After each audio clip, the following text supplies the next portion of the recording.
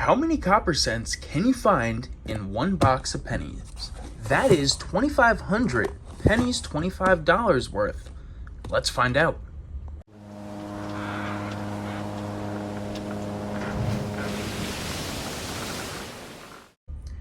Is it a good time to start hoarding copper pennies? Well, I have a box of pennies. Let's see how many we can find searching 2,500 pennies that have been circulated. So right off the bat, we can see that we do have some copper as well as some of the modern 1982 and above coins. It's going to be interesting to see what we can find. On average, we find about 430 copper cents per box. This box came from New Jersey, so not a typical box that I hunt. Let's see how many coppers we can find. Now these are the cool copper coins that we could find. They are the wheat cents from 1909 to 1958. Now these are going to be a lot less quantity than the 1959 to the 1981 coppers that we find, but it's nice to find a wheat cent in circulation, even though it's all beat up, and we can add it to our stack. Roll number 3, and we're going to have another copper cent. That caught my eye. It is going to be a 1973 San Francisco. Throughout the first 10 rolls, we did pretty good with the copper. 105 total copper coins, including 7 that I put aside. We got 3 1959s, including one really nice shape.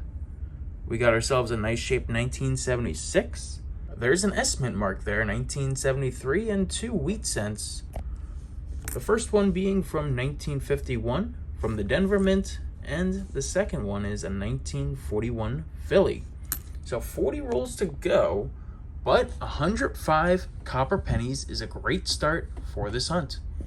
Another 10 rolls gone through, and we got another 84 coppers, a little bit less than we did in the first 10 rolls, but included in the next 10 rolls, we did find a 1945 Denver wheat cent, as well as one other shiny 1979 to add to our archive collection.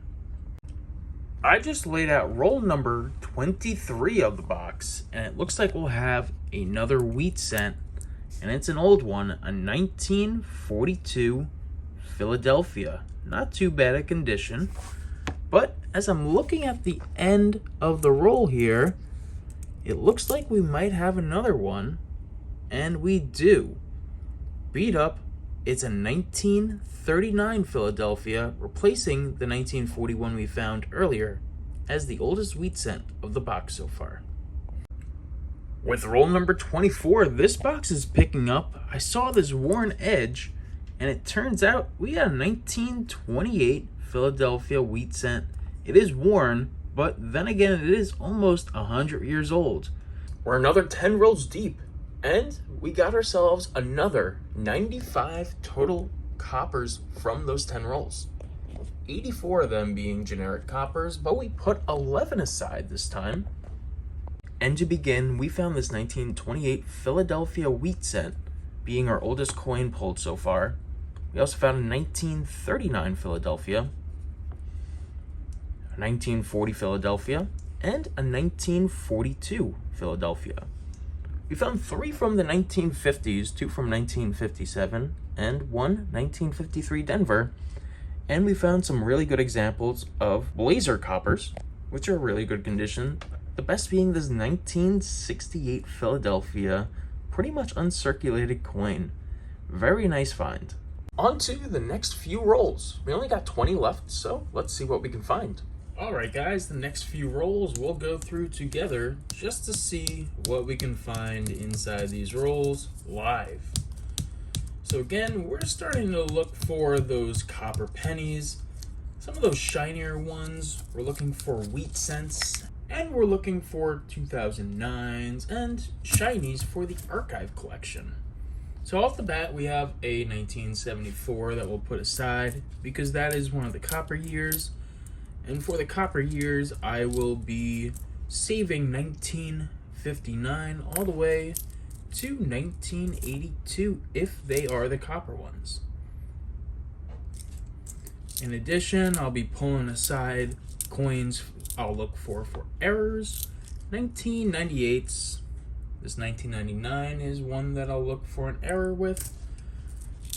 We got the close and wide AMs for the years 1998 to 2000 and the year 1992. So that's why I put those aside. But here we got this nice condition 1959.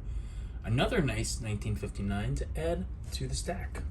So far only 2 copper pennies from this roll. Make that 3 with the 1969 right there.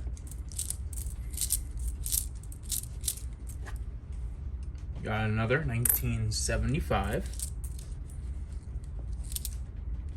It's important when going through these coins to make sure that you don't miss anything. If you do, it's not the end of the world. It's only a penny. But skipping over 1 penny in terms of copper means that theoretically you're missing out on 3 cents. That first roll produced no wheat cents. Nothing else to keep but a 1998 and 6 copper pennies. There are easier ways to open up these rolls, but this is the way I've been doing this for the last 20 years of my coin roll hunting career, so I'll stick to it. Looks like we're gonna have some copper in here. It's nice 1996 added to the archive collection.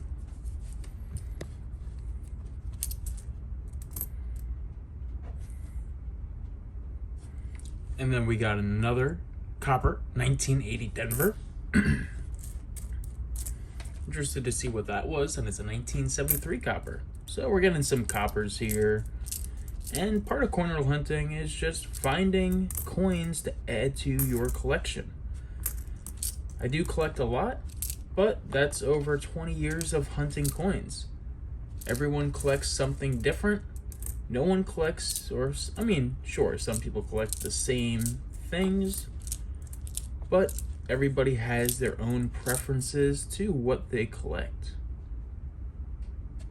We got an 81 copper to add to the stack over there. 99 possible error. I'd love to find a wheat cent to show you guys, but if not, we did find a few wheat cents already and some really good years to add to that.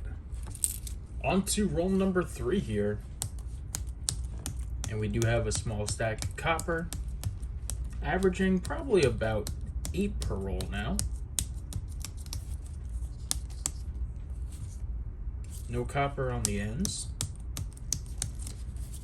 But that doesn't mean that there's not copper in the roll, as you can see by the edges that we have.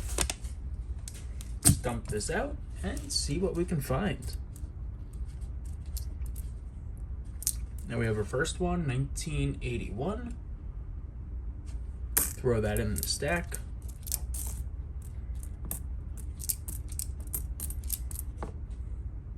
A 1966 to add. Nice 2005. We can throw that to the side for our archive collection. We got ourselves a 1964 Denver. And that's copper, so we'll add that to the stack. 1977. 1962 and a 1998 that I do collect. Got ourselves an 82 copper. 1964, that's also copper. So you could find copper in rolls. Again, on average, I probably find about 8 or 9 coppers per roll.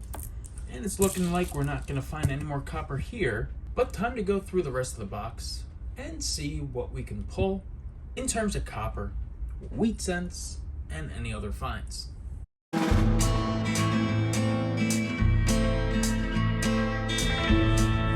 And we're on roll number 35, and we got ourselves a wheat cent. It's gonna be a 1949 Philadelphia.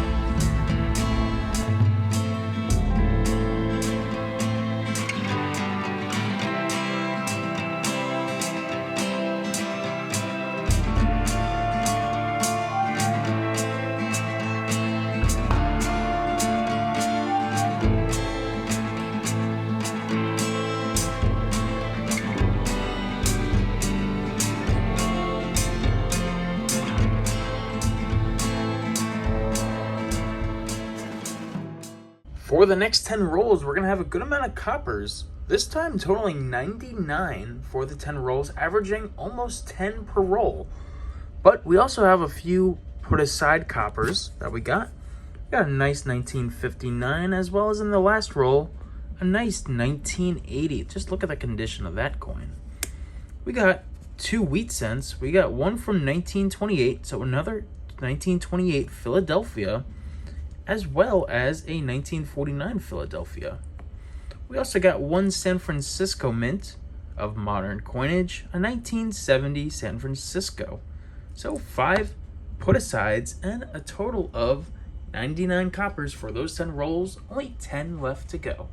The last 10 rolls treated us well in that we got ourselves 96 coppers, 90 more for the stack, and 6 more to put aside. This includes 2 shinies, a 76 and a 1981, as well as some wheat cents, a 1940, beat up 1944, and a 52 and 56 Denver.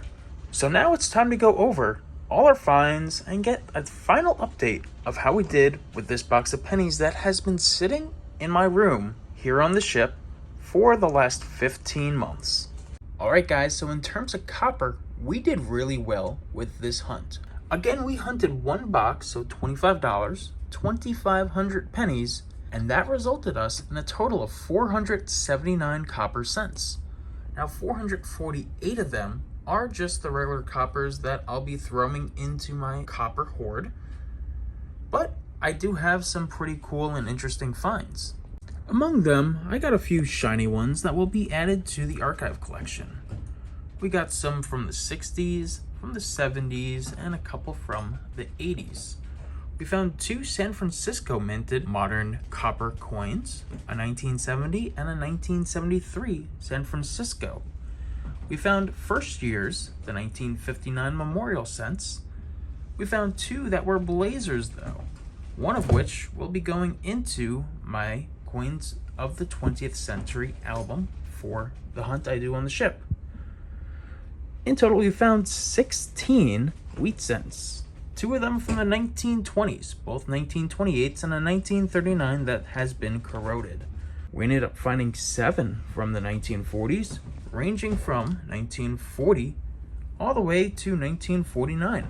We also found a 1945 Denver, which is pretty cool, and we found 6 1950s altogether, a 51, 52, and 53 Denver, which is pretty cool, as well as a 56 Denver and 2 57 Denvers.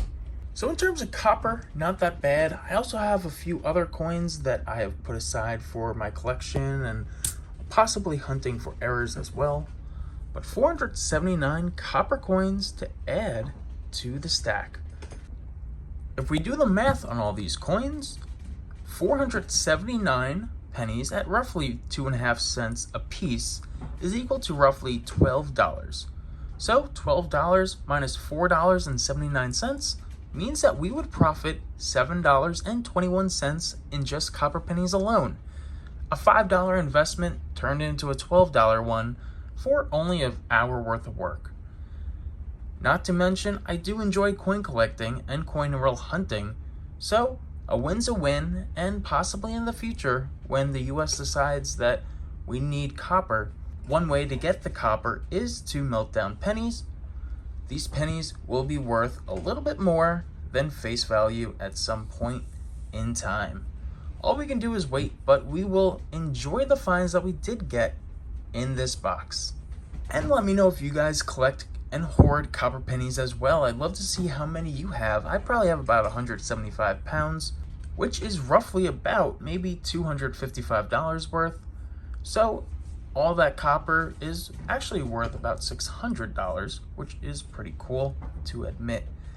Anyway, I'll see you guys in the next video. Thank you for watching, and as always, happy hunting.